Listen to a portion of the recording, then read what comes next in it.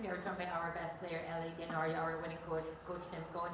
Gentlemen, Merry Christmas and congratulations. I'll start with LA. LA, conference high, 22 points. Nakwento mo, this is the first Christmas away from your family. And also in game two, they still wouldn't be around. How are the emotions like, lalo na holidays, big games like this? Where usually with you? First of all, no, Merry Christmas to everyone. Happy birthday, baby Jesus, and thank you for the win. Um, well, I just like what I told you, no, before the game, it was really a mix of emotions, no, because this is the first time I will really spend Christmas away from my family. But again, katulad din ng sinabi ko, it's really, I think more than that is, in the end of the day, it's really a blessing, no?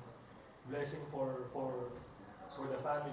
They get to spend their vacation even without me, and me here playing in the finals, in front of thousands of fans, during Christmas season. So it's really a blessing. I mean, being a professional, this is part of our sacrifice. I just focus on, every time we play in the playoffs, well, my family is being supportive about it. They really allow me to focus on what do I have to do every playoff. So yun lang ang focus ko. I think good thing also that I can really focus on this finals, and added motivation also for me that hindi ako nakasama doon, so might as well win this thing all the way, right? So yeah. And then you played in a lot of final series already. How big is it to win the first game? Lalo na the opponent is the guest team Bay Area. Alam natin gano'ng kalakas yung team na to. Coming into this game, I really, actually, even my teammates, we have a Viber group now. I make sure that I tell them we have to have a proper mindset coming into this game because we have a lot of distractions because of the Noche Buena, Christmas, diba? Being with the family, because alam naman natin ang Christmas dito sa atin sa Pilipinas is really about family and gathering, diba? So, that's part of the sacrifice. The mindset that coming into this game really, the most important thing is to get this game. Whether, it just happened that this is a Christmas game, but the most important thing is to really get the game one. This is very important for us, and a lot of finals appearances that I had, game one is really important. And Coach Tim always preach that to us, na yun talagang pinaka-importante to get game one and to set the tone.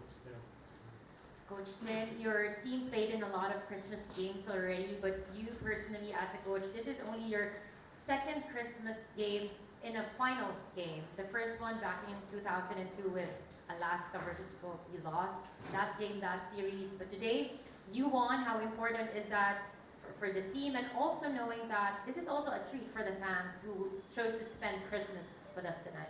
Well, thanks for reminding me of that loss. It was pretty devastating, I have to admit. I'm already depressed just thinking about it.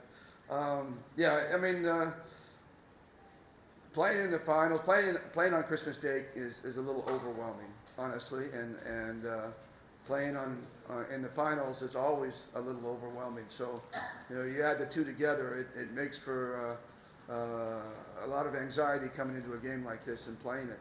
But it is a special moment. It's a special time. People are either coming with their families or coming from their thing to come watch us, and they're here to watch. Not just us, but they're here to watch the Philippines play. So I think that makes it extra special, and that's the way we treated it. Obviously today's game, it doesn't win us a championship. It doesn't even, it doesn't lose a championship for Bay Area. But the bottom line is we got the first step forward. So that was the crucial part. And like LA said, we wanted to set the tone, and I thought we did that today. So I'm real proud of our guys for getting over all the distractions. I thought we came out hard and fast and furious, and even though we didn't have JJ and Mark, we still came out fast and furious. And I thought, that can be very difficult in a Christmas Day game. So our focus was there. Obviously, we're motivated to play, and makes the coaching a little easier when your guys are ready to eat wood. on wood. So then they're pumped up. They're ready to play. Coach, Bay Area get a lot of their points from beyond the arc in transition, but that's something that you were able to limit tonight. What were the players able to do successfully that you want to see them consistently doing in the next game? I don't know. It seemed like we got a little lucky. I mean, what was it? Blankley was like 0 for 7 in the first half, and might have been 0 for 11, I think, for the game, something like that.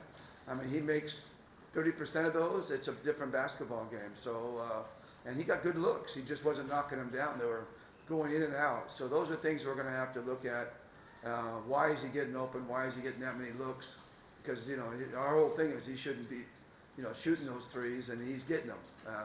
Fortunate for us, he didn't make them today.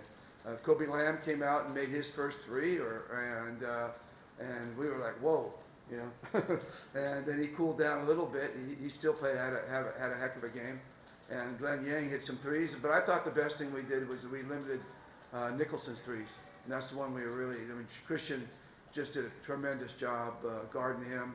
I don't know if he can keep that up for 7 games, but we're certainly going to try to keep that up. We now open the floor to questions from the media. Anyone can start. Merry Christmas, Tom. Tom, nakuha mo.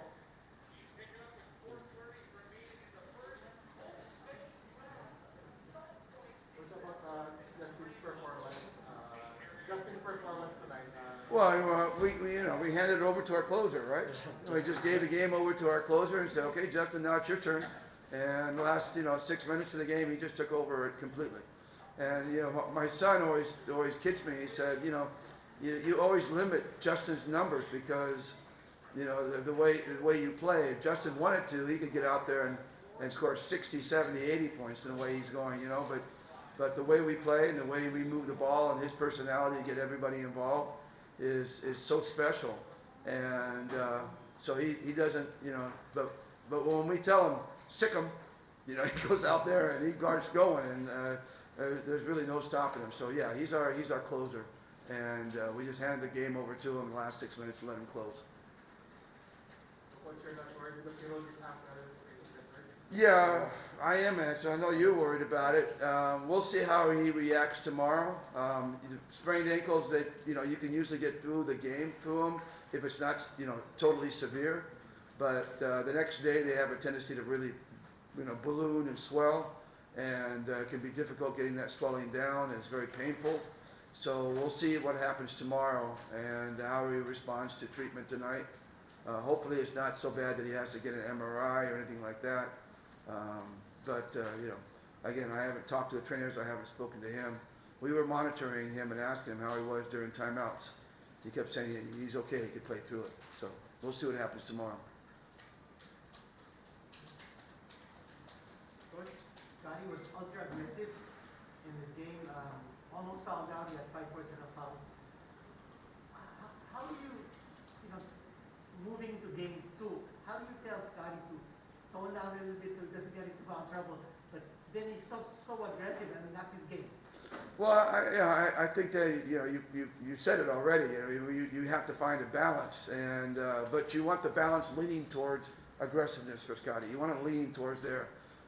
So he gets a little bit out of control at times, but the 1 time or 2 times he gets out of control, there's 15 other times that he's making the right play.